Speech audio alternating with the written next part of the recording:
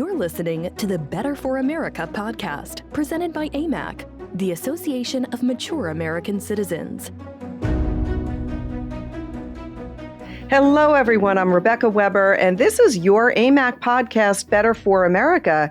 Today, we've got the Reb and Rob on Truth and History show. And as always, we're glad to welcome you back to Reb and Rob on Truth and History, where we look forward and backward with a bit of perspective and some in-depth analysis of where we are. My colleague, my friend, and another unwavering patriot is Bobby Charles. Now, while I've introduced Bobby to you before, I want to just sort of re-up his credentials because they give you a sense of why I so enjoy these conversations. Bobby grew up in rural Maine, and he's as good at fishing and cutting wood as he is political analysis.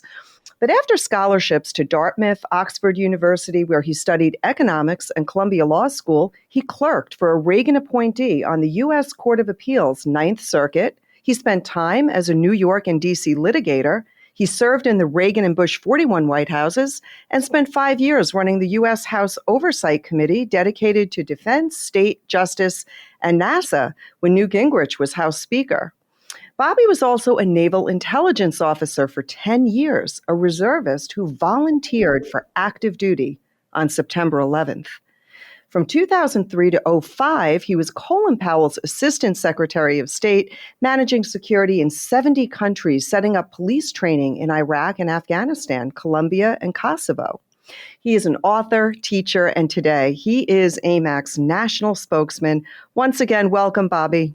Bobby, today I wanted to take us through an area of growing concern and then sort of cap off with the Olympics, which is just over. Looking forward to hearing some of your poignant stories about several good runners. I think that those are worth remembering, but I want to jump into something that I think is really top of mind for most people. I want to pull the lens back a bit and have you talk with us about the economy, because we're all seeing it. We're seeing inflation, and there's so many question marks about employment, mass spending by the Democrats who are controlling Congress, and the falling dollar. And with yesterday's bill earlier this week, this massive $1 trillion spending bill, where do you think all of this is headed? Such a great question, and of course, very important to all of our members that we get the right handle on this. And we have some things up at amac.us right now that cover some of that.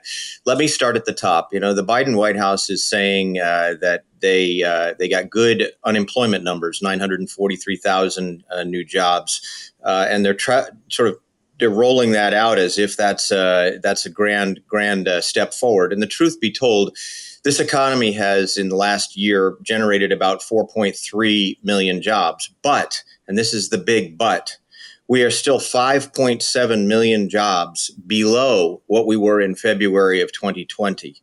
So what that means is we have a long way to dig out. And against that, what do we have? We have headwinds, they call them. So we have inflation numbers. During the Trump era, inflation was down to 1.4%. Today, inflation is at 5.4%, and it's rising rapidly.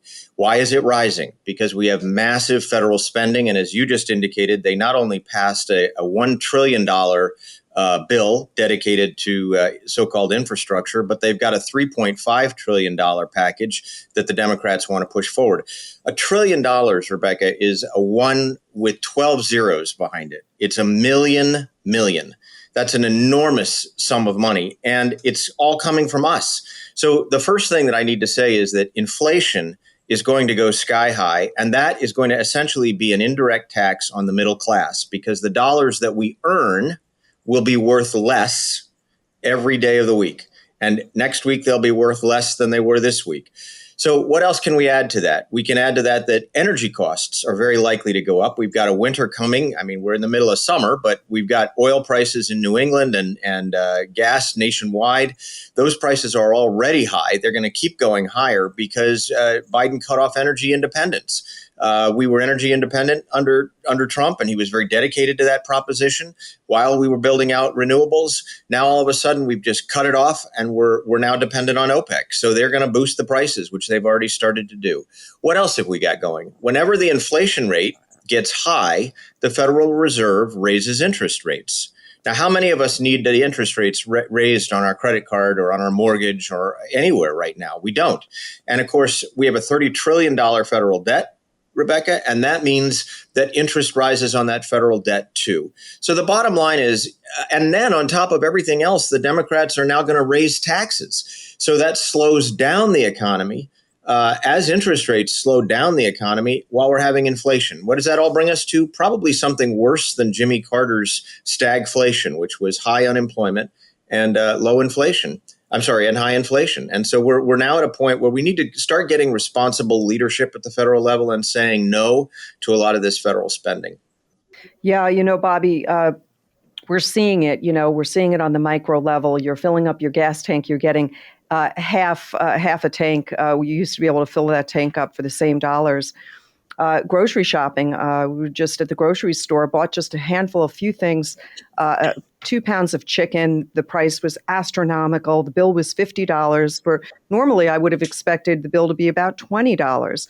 And so we're seeing it, and we're concerned because our members, many of whom are living on a fixed income, many of whom have saved their entire lives and are just now beginning to draw on those savings, are really feeling it. And so we're working hard to make sure that, people are educated on the issues, because it is about voting the right people in. And that's what we hope to see in 2022. It'll be interesting to see. We'll be keeping an eye on the $3.5 trillion bill that we think Pelosi is trying to have her way with that. What do you predict might happen there, Bobby? People might be wondering, because we're hearing these numbers. I mean, $1 trillion, right? Like you said, that's 1 million. Unbelievable. What do you think might happen with that bigger bill? Well, and that's the right question at the right moment, Rebecca, because everyday Americans need to say to their members of Congress, don't do this.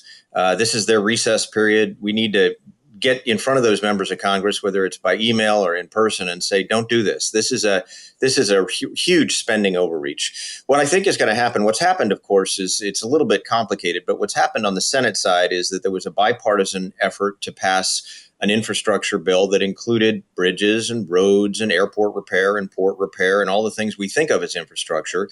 It also included the regular spending that would have occurred in a normal year for those same purposes. So it's about $1 trillion, which again, it's an unthinkably large number, but that's already been passed in the Senate.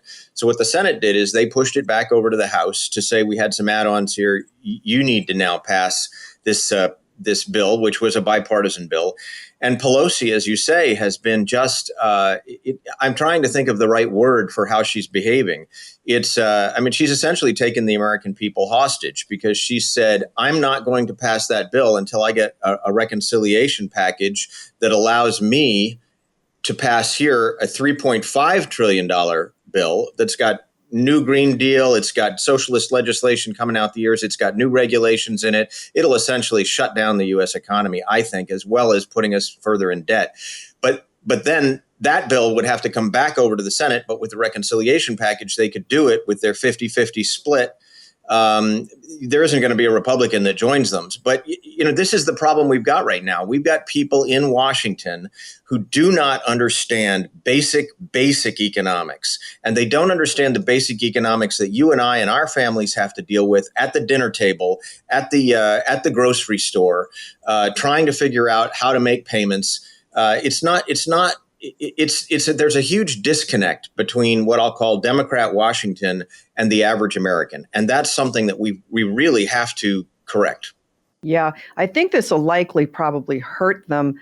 And we'll see changes in the 2022 elections. And of course, leading up to the presidential election in 2024, I think that these are just such bad policies. And when it affects people's pocketbook directly, I think people begin to understand that they're on the wrong side. They're making decisions that are not good for America, and certainly not good for future generations that will be carrying this incredible debt.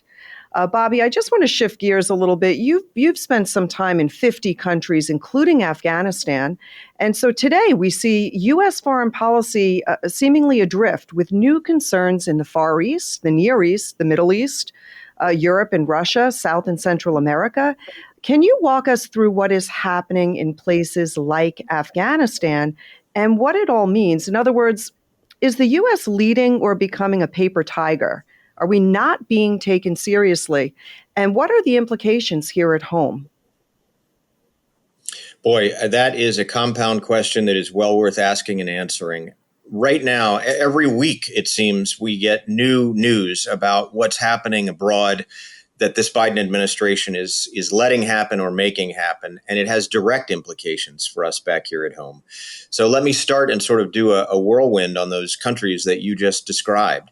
What did Biden do? He gave up on the Trump peace process in Afghanistan. We had a process by which we had integrated the Afghan government, and we had the Taliban and the Afghan government in the United States working together, and we did not pull our troops out during Trump's period there, not because Trump didn't want troops home. Of course he did. We don't want forever engagements. But what he wanted was first a peace accord that the three parties would sign, and in particular the Afghan government and the Taliban, and then a use of forces agreement that would essentially allow a tripwire there to guarantee that we would stay engaged on a low level so that everybody stayed true to the agreement.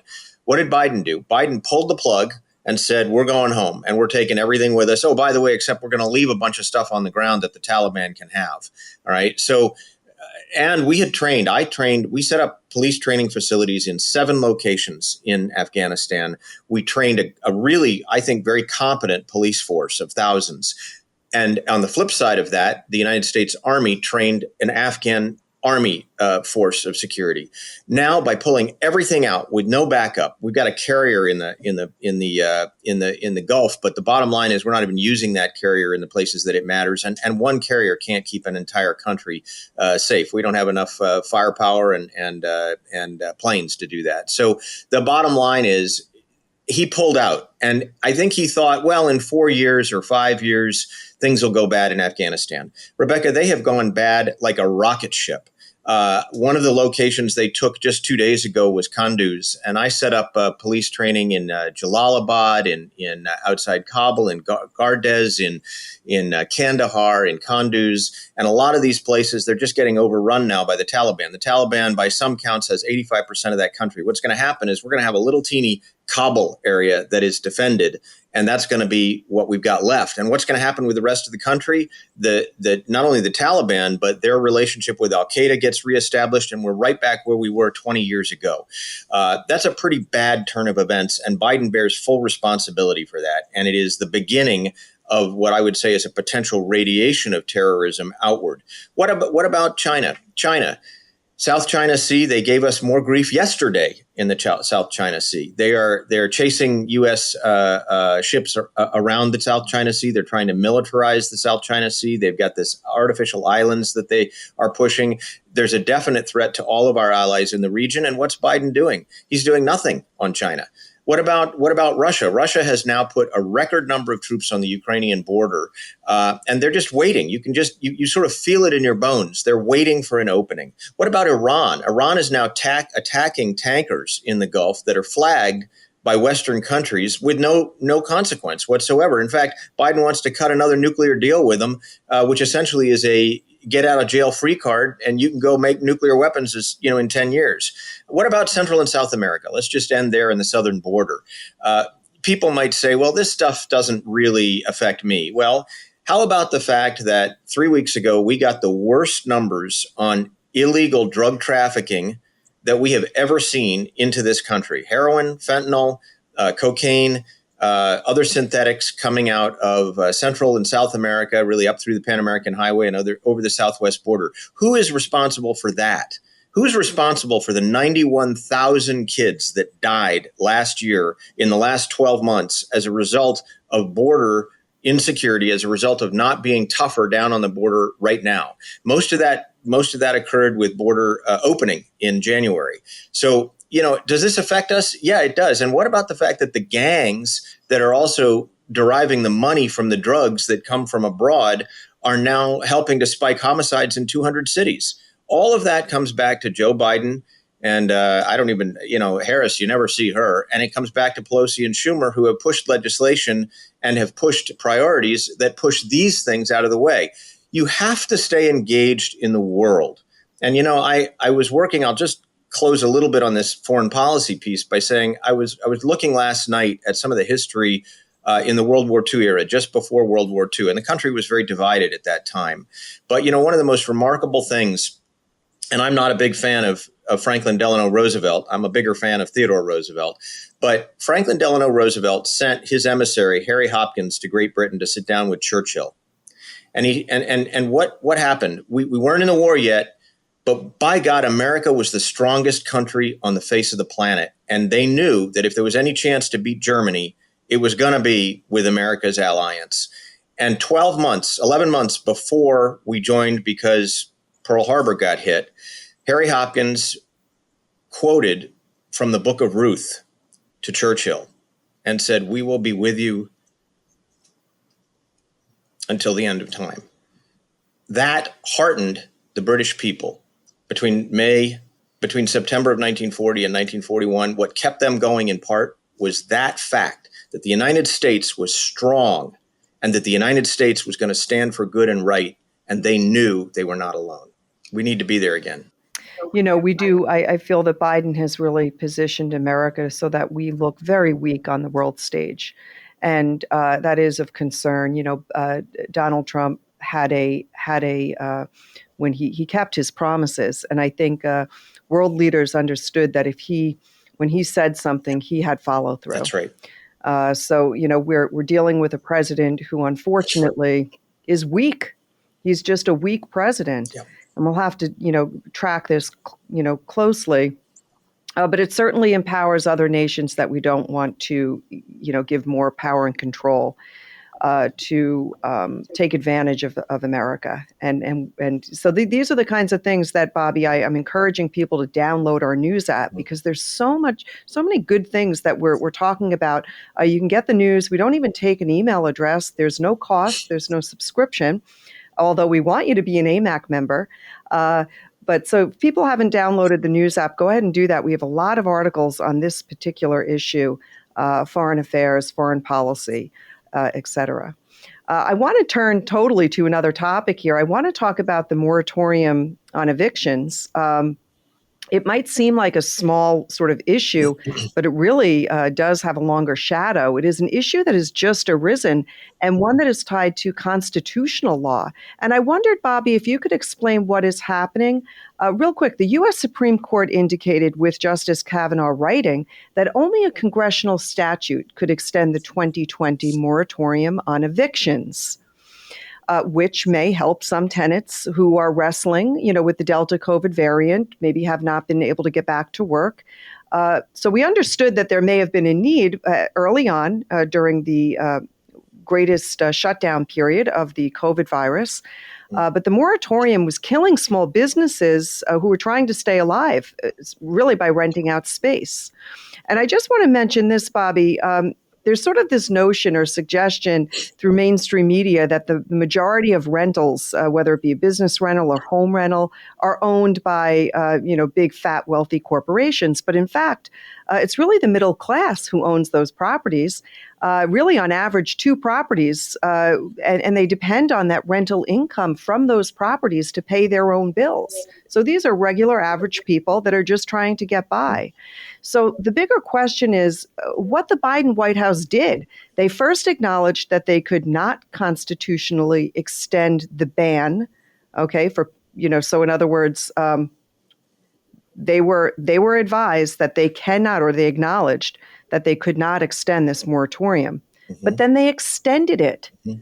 So I'd like for you to tell me what this really means. What a common sense question. I mean, you're really hitting at something that if people are reading the papers, it probably strikes them as very odd that on the one hand, a president can say, look, I know I can't constitutionally do this. And then he turns around and within a week, he does the very thing that he says he knows he can't do. So let me unpack that a little bit, because it's a small issue, but it's kind of a big issue, because it kind of points us at other things this administration may do. The short of it, and you summarized it exactly right, the short of it is that the Supreme Court in June of this year with Justice Kavanaugh writing, said in a 5-4 decision, I think it's Alabama Realtors, if people want to look it up. But what they said was in 2020, there was a crisis, and Congress in this CARES Act passed a provision that put a moratorium on evictions. Now, maybe that was the right thing to do. I mean, all things considered, as you said a minute ago, look, people needed a little bit of relief at that time. So, and there was at that time also the PPE program that allowed businesses that were hurting to be able to apply if they met certain criteria to get some redemption on the loss. So what has transpired just now is that Kavanaugh and the rest of the court looked at it and said, the majority said, that was kind of an unprecedented act, but it was at an unprecedented time, and it was legislatively addressed. He then so he did not question the constitutionality of that provision. However, he said expressly, the White House and CDC cannot constitutionally extend this moratorium. It's clear as a bell. You can read the language. The White House knew that. They saw that.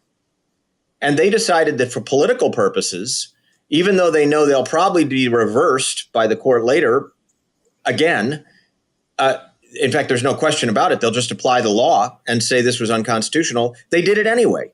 So what does that tell us? On the one hand, it's sort of a nominal issue right now because there are other resources that are available at the state level that haven't even been distributed yet. There are a lot of other issues that allow the landlord-tenant law. By the way, that's another issue. Landlord-tenant law is traditionally a state law. It has nothing to do with the federal government.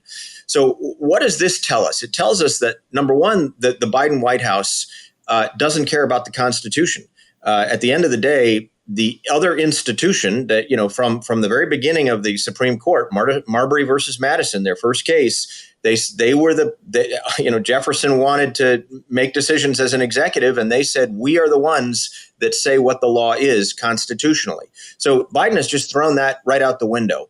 And what does that mean? It means maybe there'll be executive orders ahead that pay no attention to the Constitution. And that's very worrisome, because if we can't respect the Supreme Court of the United States, what institutions are there left, right? The second thing it does is he tells us and he shows us that he federalized a state and local laws. And so that is a provision. The 10th Amendment says, no, those, if they're not enumerated, they reside with the states. They do not reside with the federal government. And look, what's the implication right now? Right this very minute, this morning, there's news out that he wants to take away the prerogatives of state governments to accept or not accept, that is to say, to issue or not issue a mask mandate. He wants to literally take states' rights and local rights, pull them to himself at the White House, and then mandate out what can happen with masks. Don't forget that a governor can make a decision that you don't have to have a mandate, you don't have to have masks, but a local government and a school can decide we would like to have masks. That's okay. That's okay under state law. But he's going to pull all this to the federal level now, and he's going to start dictating. And that is the beginning of a serious breach of our understandings as Americans of what our government is allowed to do. Yeah, Bobby, this is one more example of how Joe Biden, in my view, just disrespects the U.S. Supreme Court. Mm-hmm. And respect for our courts is at the heart of our nation, right. And it is the definition of what the law is. That's right. So, it's interesting, and I like to remind people that American courts have the power to strike down laws and statutes that they find violate the Constitution of the United States. Mm-hmm. And so, Biden, it's just very blatant mm-hmm. that he did not. Has no respect for the courts. Right. It's just unbelievable, mm-hmm. unbelievable. Not to mention, Bobby, that we've got people that are hurting because of these decisions. Mm-hmm. And as you said earlier, Bobby, with so many jobs available here on Long Island, there are so many employers at almost every retail shop that I see. We see help wanted signs everywhere. And there are good paying jobs available on Long Island. We're always looking for good people, and there are good high paying jobs available. So this notion that people need to get away with more and more. And again, there was a time where that was needed. But I think that we've passed that time, and people need to get back to work and get back to paying their bills. And we'll have to see how this all fleshes out. Bobby, thank you for that. Bobby, as part of our wrap up, I love this part of our segment because you have a way of retelling great stories and reminding us that history really does matter. And you wrote a piece this past week on two sets of high-profile athletes who performed at the Olympics, but also showed enormous heart, selflessness, and reminded us that sport is also a surrogate for life. And I think life calls on all of us to have more heart and to remember that in the end, it really isn't about us. So I wanted to ask for you to retell some of the stories of your past. These are great because Bobby, the Olympics this past year, this summer, have been, viewership way down. People just have not been, again, politics were wrapped up in a lot of it. What a shame. And so to hear some of the better stories and the good stories and to remind ourselves that there are good people and that sports are just a wonderful way for us to really enjoy life, I think. So share with us some of your stories, please. What a wonderful invitation. And, Rebecca, the average American understands so much of what you're saying right now. They love their recreation. We're kind of an athletic country. Having traveled all over the world, we're viewed as sort of the most athletic country. I mean, I know the communist Chinese, push their athletes and all that, but Americans are viewed as sort of healthy, athletic people. And in some ways, it's sort of a novelty to the rest of the world that we love our sports. We also love to work hard, as you mentioned a moment ago. And we'd much prefer to work hard than to get a handout. So I know a lot of this resonates with certainly my family and the people that I spend time with. But I really appreciate that invitation because we live in a time and, we have to talk about things that aren't happy sometimes because that's the way we fix the problem. And so we have to acknowledge that there are economic issues, foreign policy issues. But the Olympics was supposed to be the time when we put down all of our swords and we think only in terms of plowshares and running times and, all those good things that we kind of put politics away. And of course, unfortunately, the Democrats have made a point. These radical leftists have made a point of politicizing everything now. You can't. As you said, everything is politicized. So I went back and looked basically because these are some of my favorite Olympic stories. I went back to two different time periods and spent a little time. And I have to tell you that in a short, soundbite or two, what great heart we have by looking at past athletes and how they approached the idea of doing their best for their country and doing their best for others. And by the way, both of these events that I'm about to describe to you can be found online. You just Google the names and you can see the actual clips of the events. So in the early 1950s, there were three runners that were trying to break the 4-minute mile. At that time, no human being had ever run a mile in 4 minutes. So that's 4 laps. And they each have to be 60 seconds. One of them's got to be less than 60 seconds to break the 4-minute mile. So those three athletes were Roger Bannister from Great Britain, Wes Santee from the United States, and a fellow by the name of John Landy from Australia. Now, the cornerstone to all this is that while Roger Bannister broke the 4-minute mile and competed in one Olympics, and Wes Santee competed in the 1952 Olympics, in 1956, there was a race that involved a guy named John Landy. And this clip is just unbelievable. And I whenever I'm feeling down, I go look at this clip again, because here's a guy that is at that point, he's in the Australian Nationals. He's already a record holder at that point, 1956. He has broken the 4-minute mile and right after Bannister. And he's in this race and there's a field of about 10 runners. And in the middle of the race, and the stands are filled because they think he's going to break the world record again. And everybody's pumped. And this place is just roaring and the media's there. And halfway through the race, another great runner named Ron Clark goes down hard on the track. It's not Landy's fault. It has nothing to do with Landy, but he falls.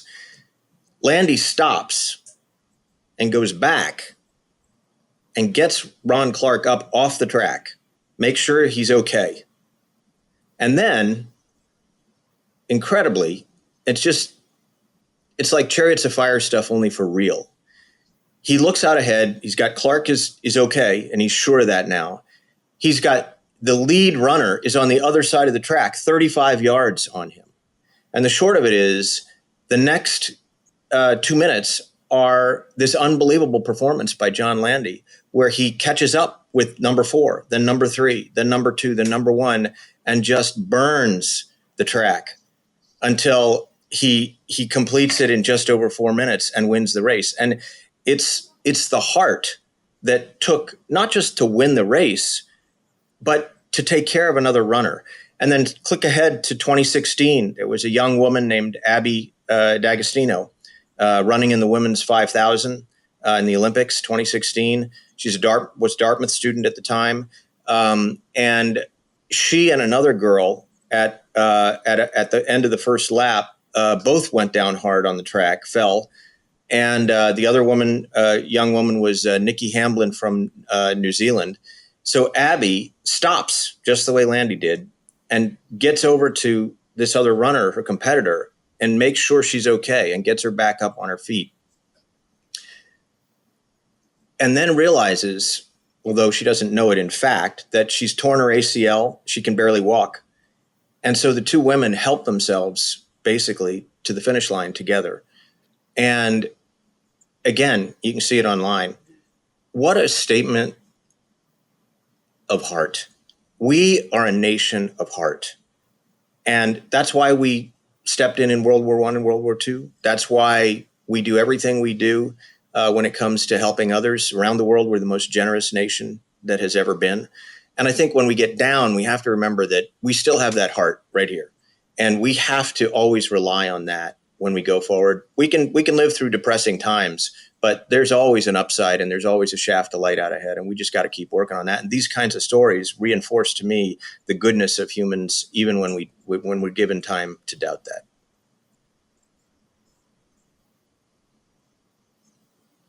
Oh, Bobby, thank you for sharing these. They're beautiful. Bobby, I want to thank you so much for joining us. What a wonderful time this is with you. Always well spent time, great information, and great insight. To all of you listening today, thank you for joining. Don't forget to like or share and let friends know that there's a place that's fighting for you to save the America we love, and that's Amac. Until next time, everyone, have a great day. Thank you for listening to the Better for America podcast. To learn more about Amac and all it has to offer, visit us at www.amac.us.